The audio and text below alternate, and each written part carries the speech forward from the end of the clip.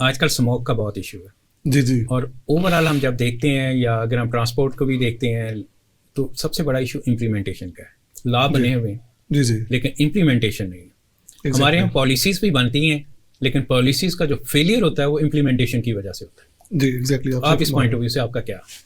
Sir बिल्कुल आप बजा फरमा रहे संधू साहब। गुजारिश में ये है कि अभी रिसेंटली हाई कोर्ट में एक टीनेजर जो बच्चे हैं उनकी ड्राइविंग के पॉइंट ऑफ व्यू से एक बड़ा बर्निंग इशू आपके सामने लॉ और डिफेंस में जो इंसिडेंट हुआ जी जी वो अलार्मिंग है। वो एक अलार्मिंग सिचुएशन है जिसमें मतलब कि जो कोड ऑफ कंडक्ट है, जो रेगुलेशंस हैं, ये मतलब इंडिकेशंस उस तरफ है। बेसिकली ये काम करने वाला ट्रैफिक पुलिस का है, वो उनके बजट्स हैं, उनकी अथॉरिटीज़ हैं, they are fully empowered and authorised to take the initiatives and take the action against the those who does not have the license to drive the car but they are driving the cars। और आप देखते हैं ये चिंगचीज वगैरह पे छोटे रिक्शों पे 8-10 लोग बिठाए होते हैं और एक माइनर एज का बच्चा जो है वो उसको ड्राइव कर रहा है जिसके पास ना आईडी कार्ड है ना लाइसेंस है। सही बात की है। मैं जब घर से निकलता हूँ ऑफिस तक आता हूँ तो मैं जो चीज़ें देख रहा होता हूँ और पिछले काफ़ी सालों से मैं ये बार बार कह रहा हूँ कि ट्रैफिक पुलिस का नाम मैंने रखा हुआ है चलान मैनेजमेंट। जी। तो उनका रोल सिर्फ और सिर्फ जो मुझे नजर आता है चलान पे और वो भी ज्यादा फोकस होता है मोटर बाइक्स वगैरह पे। Exactly sir. उन्हें टारगेट बेसिकली उनके जो 20 चलान पर डे का जी जी जी टारगेट है, वो उनका टारगेट है। वो उन्होंने किसी यूटर्न के आगे खड़े होना है जहाँ पे कोई एक्सपेक्ट नहीं करता कि ये होता है।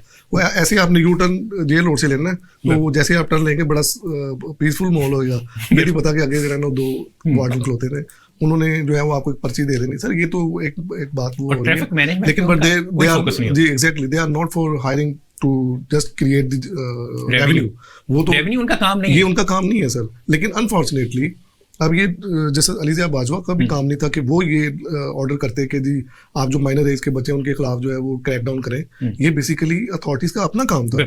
ये तो मतलब कि जो ईटीओ है ये तो उनका काम था बेसिकली कि वो इसके अगेंस्ट जो है वो इनिशिएट लेते। लेकिन जो मतलब कि हाई ऑफिसर्स हैं उनकी प्रायोरिटीज़ जो है वो सर मैं नहीं समझता कि वो फैसिलिटेशंस के लिए हैं।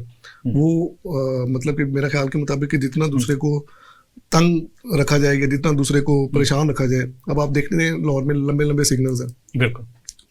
और ये मेरा पर्सनल एक्सपीरियंस है कि जहाँ कहीं पे भी ट्रैफिक ब्लॉक होती है वहाँ पर लाजमी तौर पर ट्रैफिक वार्डन खड़े होते हैं। बिल्कुल ठीक है।